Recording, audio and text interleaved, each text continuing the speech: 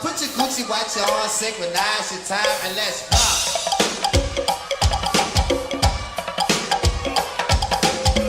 Do you know what time it is? Do you know what time it is? The clock. Hey guys, welcome back to my channel, Vonda TV. Thanks for tuning in. Today's commentary, guys, we're going to do the Queen's Supreme Court. We're going to do last Monday's show, which was a live show, okay? That was a live show in Miami, Florida. I wish I could have been there because I love Miami. Wasn't able to make it, but I am a Patreon. I am on T.S. Madison's Patreon, so therefore I was able to see the show. So let's just get right on into it. Let's see. Her panel this week was Jessie Woo, who was an original Miami resident, and she plays on my Love and Hip Hop Miami. And Funky Dineva, of course, that's her dog, you know what I'm saying? She seems to be a staple in the live shows, I've noticed. They normally bring on 3 guests, so it's always been Funky Dineva, T.S. Madison, and someone else. So, of course, Funky was there, and then, of course, you got Maddie. So it was a really, really good show. So they come out and they do their intro and everything, and then they get right into it. They shake what your mama gave you. They come out to that theme music. They came out to basically all of Miami artists' music. And I thought that was a nice way to give homage. Okay? So then some guys from the audience came out and they presented some art from the local artists for T.S. Madison and Funky Dineva. And the pictures were beautiful, guys. They were beautiful. So, yeah, shout out to them artists. And, then they started in with the Kaya shade. Well, Funky Dineva did. Funky Dineva wrote Kaya in as a write-in, and he just went in on how she doesn't keep up with her paperwork, with the City Girl situation, as well as with the Maddie situation. So yeah, he got on her about that. And then after that, they introduced Miss Mary, one of my favorites. Hey, Miss Mary, I love me some Miss Mary. And her and Funky had a playful banter back and forth.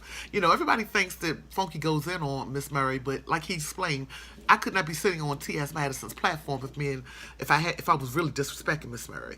It's just, you know, fun and games, roasting gags, and it's actually written into the show because it garners so much attention when they do that little particular plug into the show. So then the next thing on the docket was the Wendy Williams. Wendy Williams hiatus, as we all know, and I've covered on my channel before. Wendy is going to be out for an extended period of time due to her dislocated shoulder and, complications from Graves' disease. Maddie seemed to think that the girlfriend whipped her butt, the alleged girlfriend who's allegedly pregnant. Maddie seems to think that the girlfriend gonna whip her butt, but nah.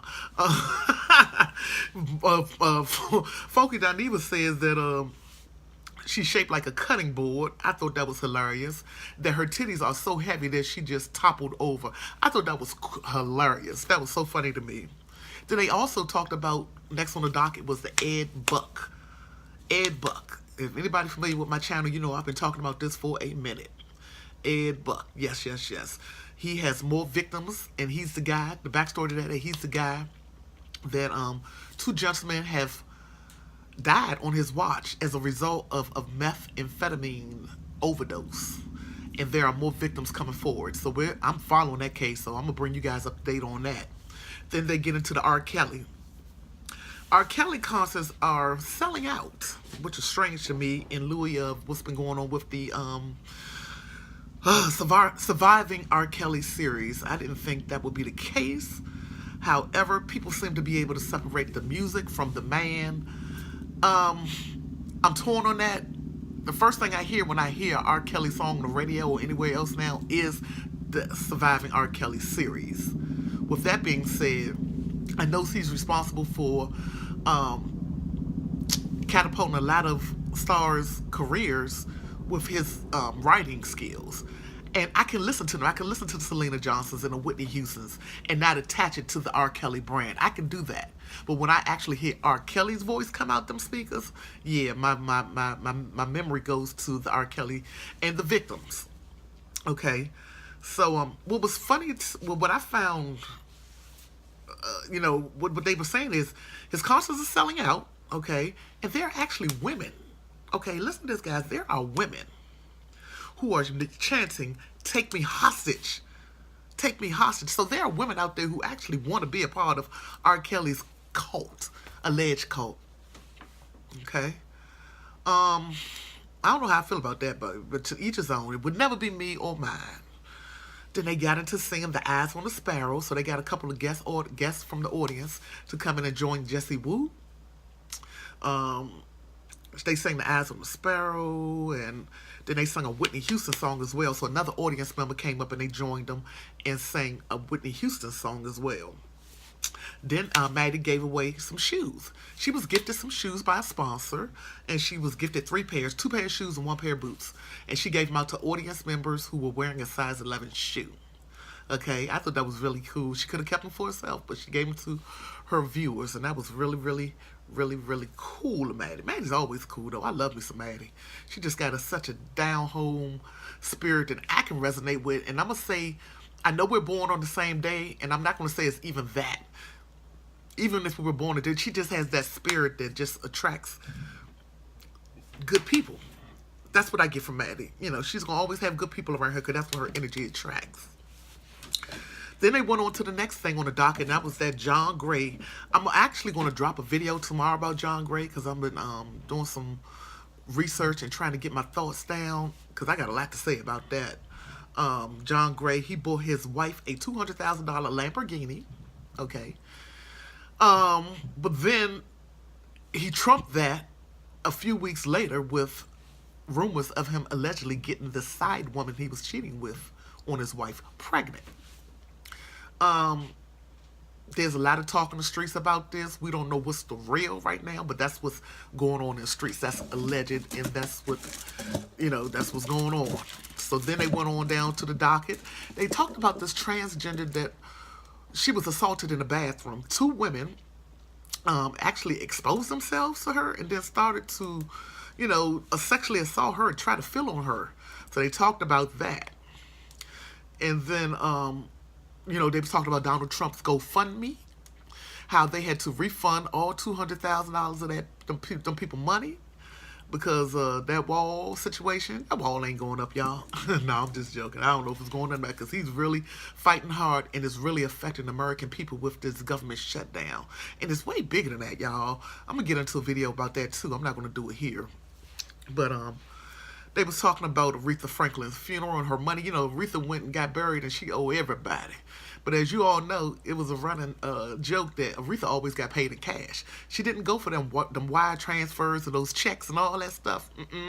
Baby, they say she had a pocketbook. When she showed up to her gigs, she was to be paid in cash.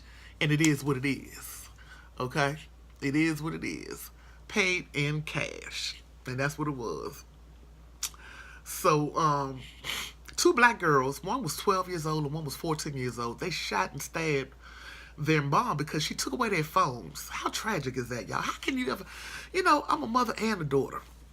I can't imagine. I can't imagine ever doing that to my mom for any reason. And I can't imagine my daughter doing that to me for any reason. Come on now. I don't understand that. So they spent a minute on that.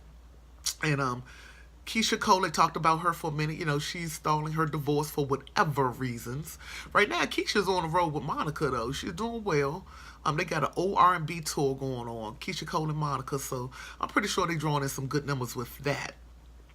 They talked about the nursing home pregnancy. If you guys know, the CEO of a nursing home resigned because on his watch, for the 2nd time, someone in a comatose state was impregnated and gave birth. So they trying to say, did the CEO do it? Because they both happened on your watch, and all of a sudden you just resigned. Hello. That's the 2nd time on this watch, y'all. So yeah, keep your eyes open. Stay woke. Then they did the One Gots to Go. That's the end of the show, guys, and that's where they the Wayans brothers had to go. It was Martin, the Parkers, the Wayans, and the Jamie Foxx show. So they said the Wayans, you got to go. For me, it would have probably been the Parkers. Yeah, it would have probably been the Parkers for me. It would have definitely not been Martin. And I like Jamie and the Wayans brothers, but for me it would have been the Parkers. But guys, it was a really good show. The live shows are already good. Like I said before, when they near me, I go. I've been to 2 of them, but if she ever comes to your state, please, please, please do yourself a service and go get them tickets because it's good. But if not, you can do the next best thing and you can go on her Patreon and see the footage for yourself. I'm about to go watch last night's show because I was at work, and I'm also going to come back with a review for that, guys. Thanks for tuning in to my channel. See you next time. Bye-bye.